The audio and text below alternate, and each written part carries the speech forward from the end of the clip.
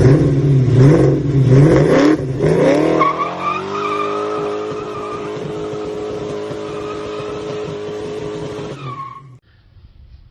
what's up everybody? I wanted to do an update because it's been a hot minute since I've even made any kind of updates, video wise or otherwise, for the car. Just been really tied up with moving out of our house in Ackworth and into a new place.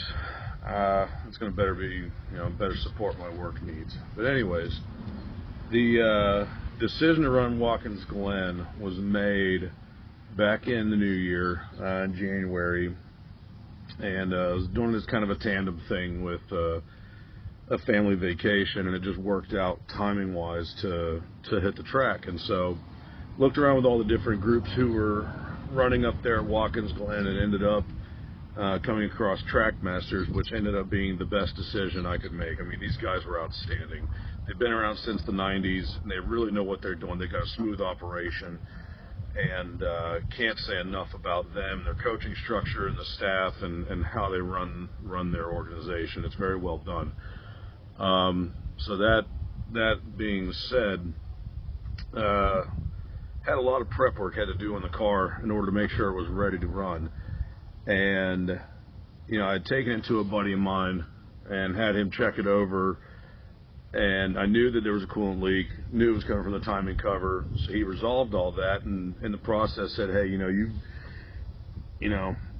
asked about checking on oil pressure, and he's like, yeah, you're not making great oil pressure in this car. The engine, you need an engine pretty much. He said, I wouldn't drive it, I wouldn't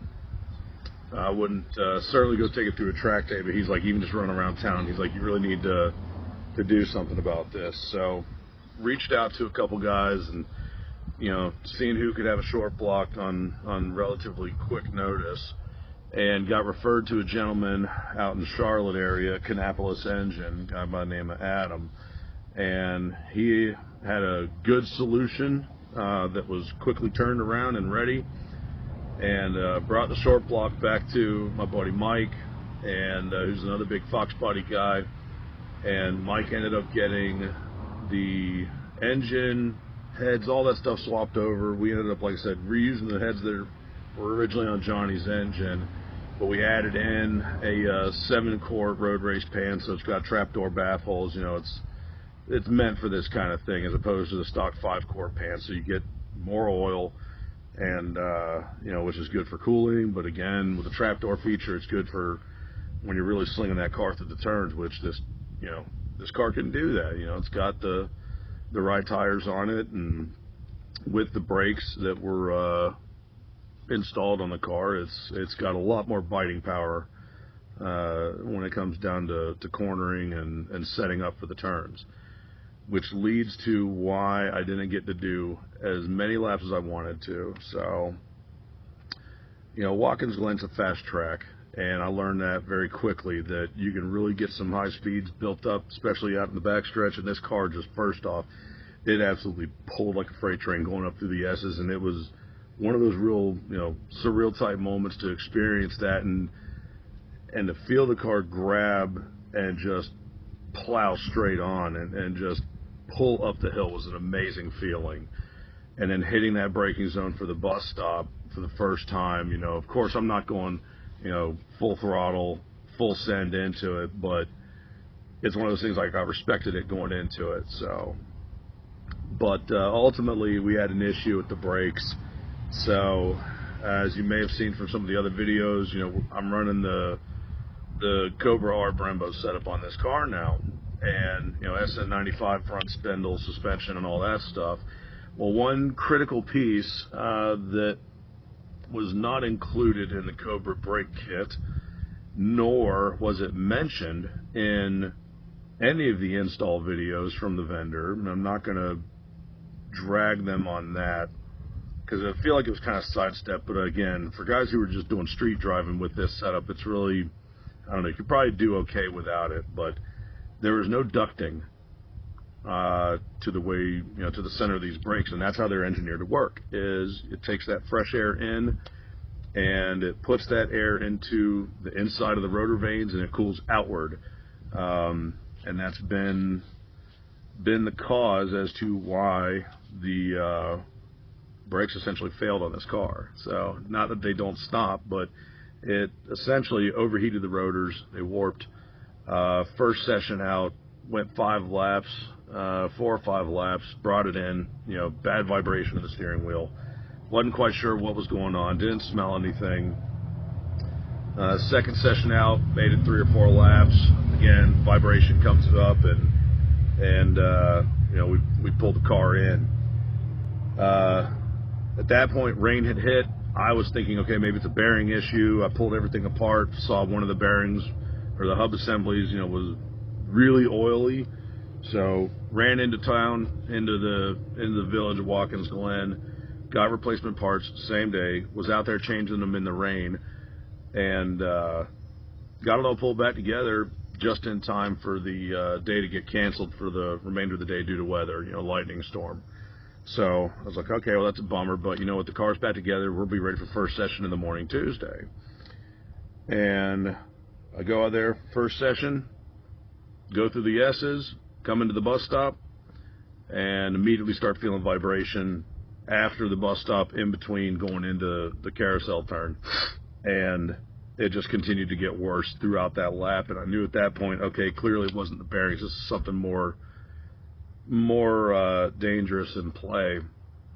Pulled the car back in, and at that point reached out to Brian Tone, who was my coach at Barber and previously lived a life as a Ford engineer and actively races a Fox body in a various number of series between, I think, NASA and American Iron. He's out there competing. Like, he's no joke. And told him what was going on, and the first thing he said was like, please tell me you put the brake ducts into that car. And I'm like, yeah, no, I didn't. And he said, there's 90% of your problem. And he said, he explained again how it cools, how effective, it is for that setup, and how necessary it is at the track. And so knowing that piece of information at the time, I pulled the plug on the rest of the day, which sucks.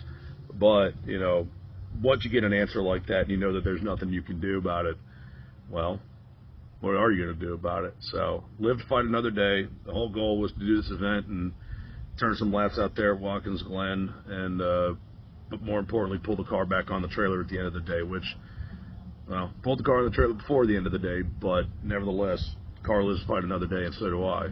And that's really all I care about. But I'm going to be back to this track, no questions. We're going to get the brake issues figured out in this car and probably do some testing still this year. May try and make a Road Atlanta event, may try and make another Barber event, just something that I know is going to really put the brakes to the test, but do it in a proper environment, because the truth is, I'm not going to encounter that on the street. It's just, you just don't. You're never going to hit that level of braking temperatures when you're going at speed, 130 miles an hour to come into the bus stop. Yeah, then you do. You're not going to get that in regular ass traffic. So, but yeah, like I said, just really wanted to do a quick recap of everything that had gone on, and just again use it as a time to say thank you to Michael for helping get the setup done on this car, and again the legwork. I mean, the amount of effort you put in for those days leading up to this to get it done, to basically go from a hurt motor to a strong motor in 2.5 days is outstanding. And again, thank you to Adam for supplying a hell of a motor. It's great feeling, and it's going to do well for the next couple seasons, I can already tell. And thank you to Brian for, again, your coaching and engineering support and willingness to help get this car sorted out for the next round as well. I'm certainly going to take you up on that. Additionally, to John Ekelos, who was kind enough, and I apologize if I butchered your last name just then, kind enough to introduce himself when I got to Watkins Glen, another Fox body guy, and it's good to meet you, man, and talk with you and talk about the cars and the track.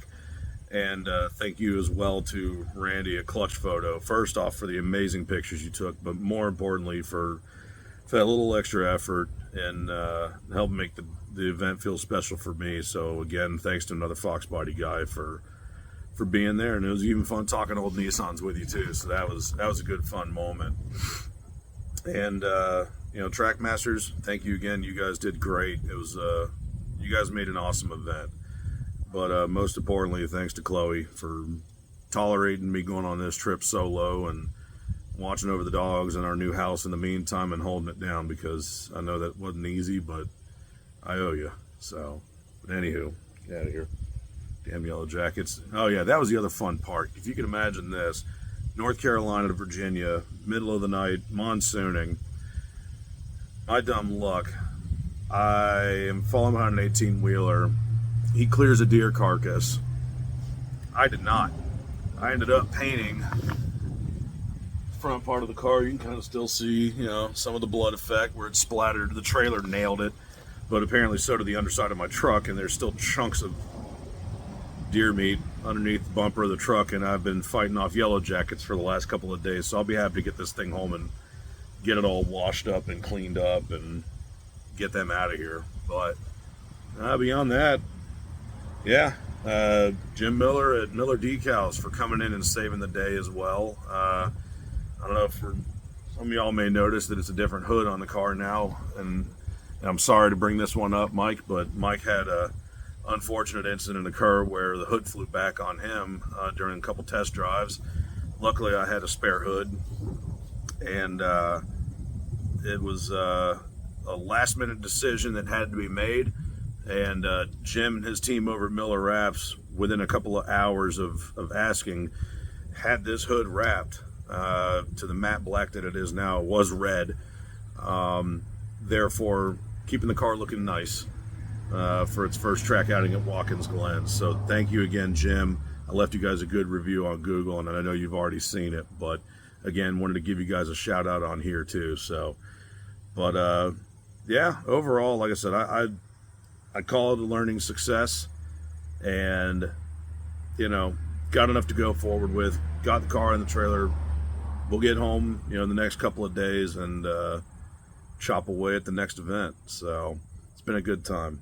Been a real good time. Good learning experience, and I'm happy to have that. And you know, nice, good, reliable trailer. Thank you to Best Trailers back home in Warner Robins for the outstanding deal. This thing's towed great, so made a huge difference. But either way, appreciate y'all, and we'll talk to y'all soon.